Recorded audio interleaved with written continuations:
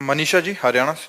राधे राधे महाराज। राधे राधे महाराज जी। महाराज जी, भक्ति मार्ग में कौन कौन सी अवस्थाएं आती हैं? एक साधक वो अवस्था किस अवस्था में है, कैसे जाने महाराज जी? अवस्था को तो वही तो आपसे कह रहे ना, भौतिक बातें बाहरी देखकर जानी जा सकती हैं। आंतरिक स्थिति को जानने के लिए ये लक्षण हम बता रहे हैं, ये जिसके हो वो समझ ले हम परमार्थ में चल रहे हैं। शांति रव्यर्थ कालत्वम, विरक्तिर्मान शून्यता, आशा बंधा समुत्कंठा, नाम गाने सदा रुचि, आसक्तिस्तद गुणाख्याने, प्रीतिस्तद वसति स्थले। अब इसकी व्याख्या करते हैं। शांति, हमको कोई गाली दे, हमें कोई मारे, हमें कोई फर्क ना पड़े, पहला लक्षण। जब भगवान कपिल देव जी संत का लक्षण बताते हैं तो उसमें भगवान तितिक्षवा कारुणिका, पहला लक्षण तितिक्ष। तो इसमें शांति, इतनी बड़ी शांति तुम्हारे अंदर हो कि तुम्हारा अपमान हो, तुम्हें कोई मारे, तुम्हें कोई गाली दे, तुम्हारा हृदय उसके प्रति बुरा का करने का भाव न बना पावे, उसका मंगल सोचे कि भगवान इसको सद्बुद्धि दे, ये स्वस्थ रहे, इसको भगवान मंगल करे, कभी इसका मंगल ना हो। किसके प्रति? जो हमें मार रहा है, जो हमें गाली दे रहा है, जो हमारी निंदा कर रहा है, जो हमारा अपमान कर रहा है। शांति, इतनी बड़ी शांति होनी चाहिए, तब समझे कि हम भक्ति मार्ग में चल रहे हैं। अभी वो स्थिति को प्राप्त नहीं, स्थिति तो आगे वर्णन हो रही है। शांति अव्यर्थ कालत्वम, एक मिनट भी भगवान से अलग समय नहीं जाना चाहिए। तद विस्मरणेन परम व्याकुलते थी, भगवान का विस्मरण होते ही व्याकुलता पैदा हो जानी चाहिए। मैं कैसे भूल गया भगवान को? एक क्षण भी भगवान का चिंतन नहीं छूटना चाहिए। अगर छूट गया तो वो व्यर्थ समय चला गया। अव्यर्थ कालत्वम, व्यर्थ समय नहीं जाना चाहिए। ये अभी चलने की बात है। शांति अव्यर्थ कालत्वम, विरक्तिर, लोक परलोक के भोगों से वैराग्य, किसी के भी भोग भोगने की इच्छा नहीं। ये जो भक्ति का साधक है उसकी जो ऊंचाई होती है वो होती है विरक्तिर। और फिर मान शून्यता, अपने में कोई सद्गुण ना देखना, अपने को अधम और नीच मानना और दूसरे में सद्गुण देखना। स्वयं अमानी रहकर दूसरों को मान देना, दूसरों का सत्कार करना, लेकिन जब अपना मान हो तो दुख होना कि मैं इस योग्य नहीं हूं, मैं तो नीच हूं, मैं अधम हूं।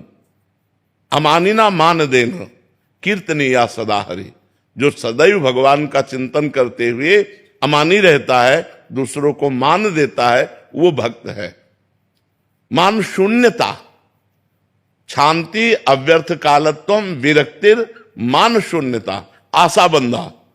अब उसके अंदर स्थिति आई, इसी जन्म में मुझे भगवत प्राप्ति हो जाएगी।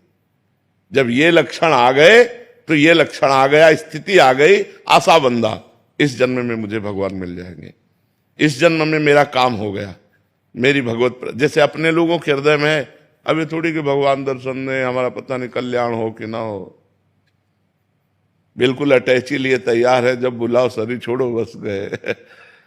आशा बंधा, दृढ़ आशा हो जानी चाहिए कि इस जन्म में मेरा काम हो गया। क्योंकि शांति अव्यर्थ कालत्वम, विरक्ति, मान शून्यता, जब ये लक्षण आए तो एक महान स्थिति आ गई कि अब इस जन्म में मुझे भगवत साक्षात्कार हो जाएगा, मेरा काम हो गया। समुत्कंठा, हर समय एक आनंद, एक अद्भुत आनंद। जैसे हमसे पूछा किसी ने कि आपको कैसा आनंद लगता है, तो हम कहा पहली बात तो वाणी से बता ही नहीं सकते, क्योंकि किसी प्राकृतिक वस्तु के सुख को आप वाणी से नहीं बता सकते। जैसे आपको एक रसगुल्ला खवाया जाए, कैसा लगा? आप कहोगे मीठा। कैसा मीठा? बहुत मीठा। नहीं, बहुत मीठा कैसा? तो आप कहोगे खा के देख लो। इसके आगे आप नहीं वर्णन कर सकते।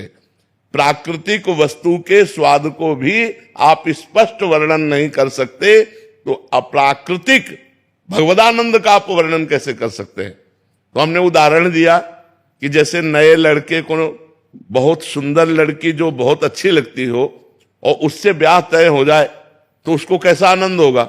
उससे करोड़ों गुना बनकर के हमारे हृदय में आनंद हर समय बना रहता है। इसीलिए किडनी फेल हमको दुख नहीं पहुंचा पाती। हर समय भगवद आनंद, समुत्कंठा, हर समय एक उत्कंठा भगवान से मिलन की, एक भगवान के चिंतन का अद्भुत आनंद।